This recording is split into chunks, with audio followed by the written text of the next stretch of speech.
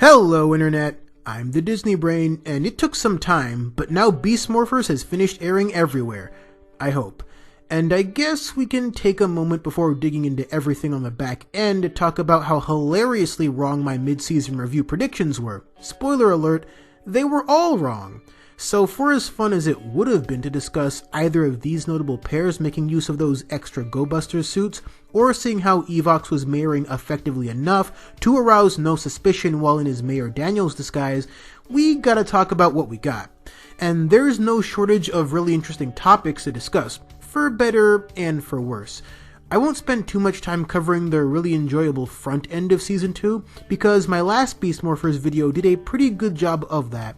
On top of that, so few of Season 2's first half elements build into what we see on the back half, but there will be general Beast Morphers thoughts as they concern both seasons and where the franchise is going from here in Part 2. But before that, let's talk about Intruder Alert. I know Doc K's cameo does come first, but she also appears twice, so we'll put a pin in that for now and then talk about everything her return means all in one go. But also, since it would be weird to not mention it, there's a lot of old Ranger tech just gathering dust in the Grid Battle Force closet, and for better or worse, this arbitrary element of things from the past appearing again really does set the tone for much of what Beast Morphers became. Ryjack casually summoning Putties and Vivix is just the tip of the iceberg as a lead into most of the rest of the season. It's to the point where the pre-hiatus version of this show could be said to be a completely different season entirely. But getting into the meat of this two-parter, Captain Chaku is our central figure here, representing the third time Metal Heroes characters, also known in the West as what the Beetleborgs were based on, were used in some capacity. This time around, it's an adaptation of Space Sheriff Gavin, whose transformation phrase, Joe Chaku, created the name for the Western version Beast Morphers used here. Interestingly enough, there are actually two Gavins, one veteran and one younger successor, and both of them show up in Go Busters in some capacity, though if the original Gavin, it's just a special, while Type G, the younger one, appears in the pair of episodes adapted into what we see here. So then Beast Morphers takes that storyline and makes some interesting alterations that bring it more in line with the specific themes already present. But this is where things start to get kind of weird. The story goes that Chaku used to be fully human, but was then given cybernetic components by the G5 police to make him better at his space cop job. That detail alone is its own can of worms, but the more relevant messaging here is this. Chaku doesn't believe himself capable of being fully accepted as a full father to his daughter without being fully human. He doesn't even want her to see what he had to become for the sake of pursuing justice. Regardless of whether or not you buy into his conclusion on the matter, I think Chaku's personal struggle is an honest one, all things considered. And in a situation as relevant to Beast Morphers as this, you'd think he might learn that, actually, he would be accepted back home, once he realizes that Steel exists. As we know, Steel himself being a human Beastbot hybrid is a non-issue and always has been, and Steel never lets his largely mechanical aesthetics dissuade him from understanding the truth about his humanity and the genuine brotherhood he shares with Nate. Until much later, but we're getting there. The point is, that thing I just described, oddly, never actually happens.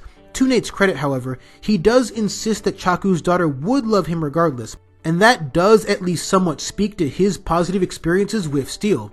But what then makes that so awkwardly framed is Steel's desire to be fully human coming well after this. So it begs the question of why Nate was trying to figure out a way to make the seemingly content before now Steel human before this point. A slow burn sense of discontent would be one thing, but that isn't present here either. All this to say that Chaku is a wonderful character, and I like his plight.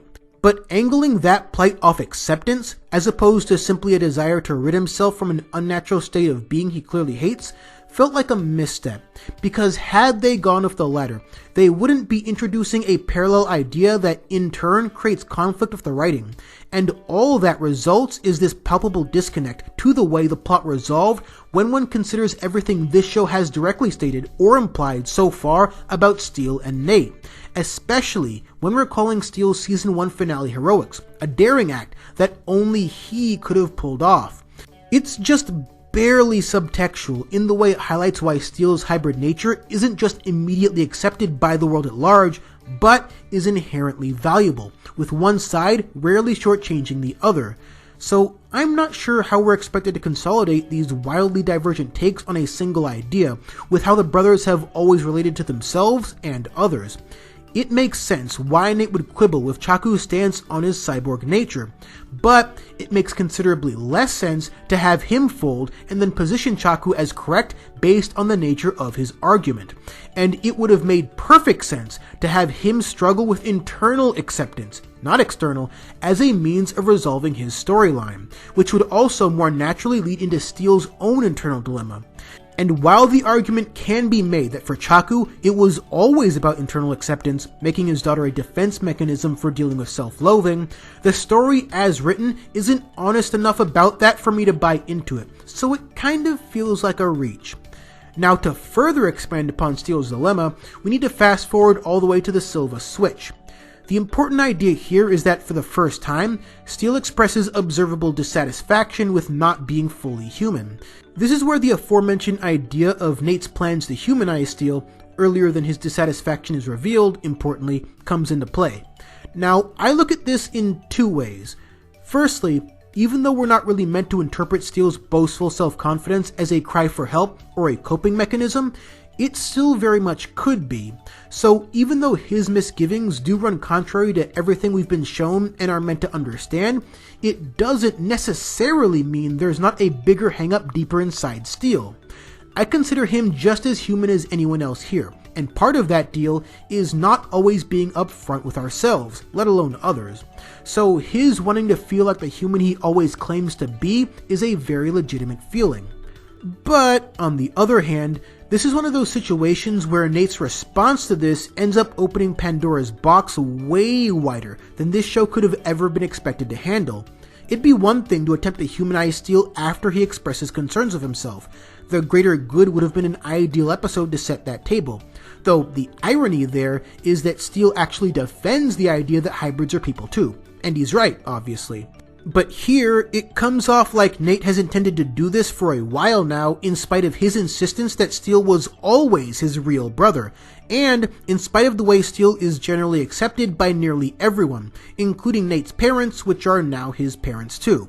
So for both Nate and the show itself, it's not really about Steel. Or at least, that's not what the order of events tells us, but it's more about biological humanity being this inherently better thing, for some reason, and kind of pushing the less literal idea of humanity out of the way, for some reason. This from a season that insists that the Beast Bots are not only valuable for the work they do, but are cherished and respected friends of the Rangers, and Nate feeling a familial connection there, to the point where he never even refers to Steel as a half-brother, is basically the pinnacle of that idea. So what actual reason does Nate have for wanting a 100% human brother before it's known that said brother wants to be 100% human? Are we honestly expected to believe he learned the exact wrong lesson from Chaku's story?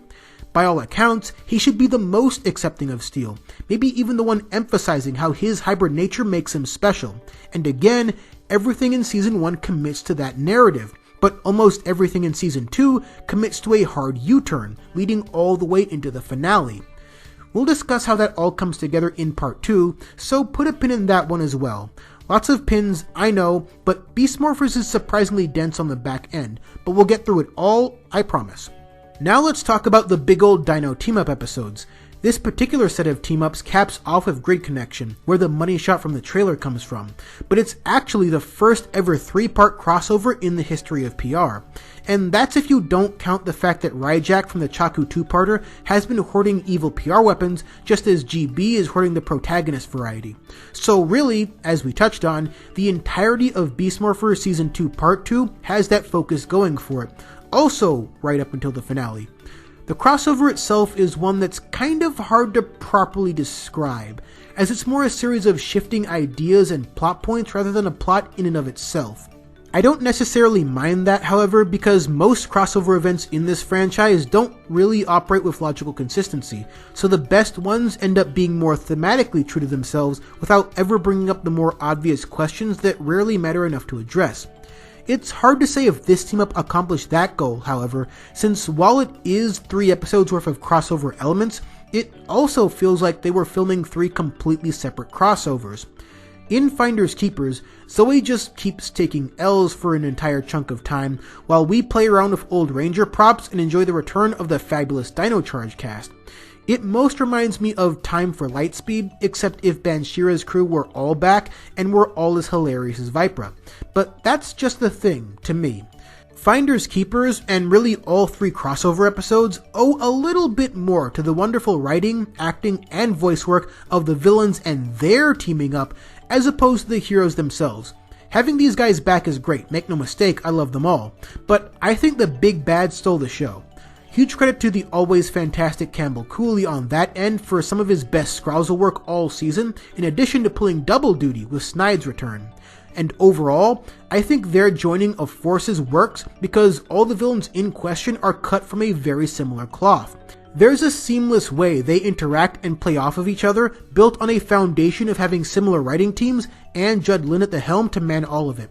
It's basically what I discussed with Doug Sloan and why his crossover worked so well, except with a larger emphasis on the other side of the conflict. And that emphasis only gets more interesting in Making Bad. The Rangers are technically present and doing their thing in this one, but that's not what made me write almost a full page about this singular episode. The story here is that Evox and both his current and new allies have just enough resources to revive one of history's legendary villains. So, they approach that topic by turning the episode into an entire conference about who really fits into their philosophy on villainy, as opposed to who might actually succeed. They discuss villains like Korak and Astronema, villains with notable, and in both cases familial, connections to the Rangers that help them reform over time. And even though they feasibly could revive either into their peak evil forms before making them even stronger, that isn't really the point. The point is that regardless of how you feel about villain redemption arcs, big fan of it myself of course, these specific villains see that as taboo, because for the most part, that is a mentality on writing villains that does not define this era.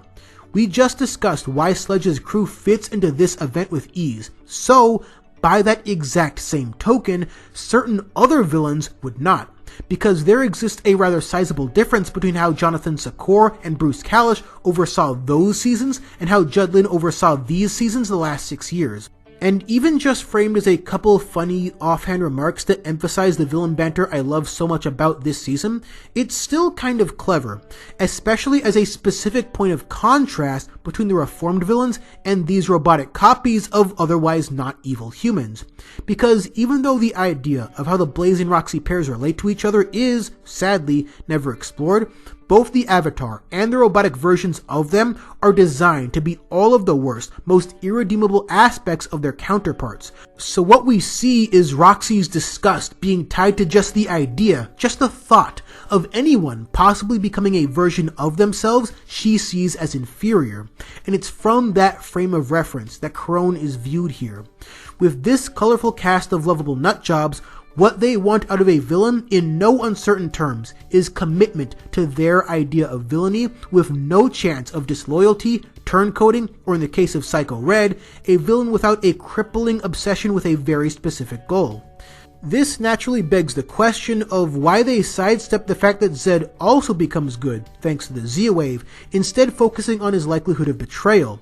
Judd Lynn also helped write Countdown, so he knows all of this, but here's my thought on why that might have been avoided. Even though it's not an idea that is suggested by the dialogue, I think it's as simple as Zed neither chooses to become good, nor was he ever a fighter for good. So if not for his propensity for getting one over on other villain factions, he would tonally and thematically fit into what this era of PR baddies are trying to accomplish. Their ideal evil begets an unquestioned and uncompromisable loyalty to itself, something that reformed villains don't have because, like the ones mentioned, and some not, none of them start that way. And all of them have just enough agency to change their ways. But you also can't be fully evil while also being too self-serving. If they had brought up Grum, for example, he would have been dropped from contention for the same reason as Psycho Red. So then Evox suggests a candidate who checks all of the boxes, Goldar. He's always been framed as inherently evil and unbreakably loyal to the cause, so he's got no chance of turning good, but he also won't turn on Venjix either. And to top it all off, he comes from MMPR, a season that is tonally similar enough to Beast Morphers to make such an inclusion seamless for all the same reasons we discussed before.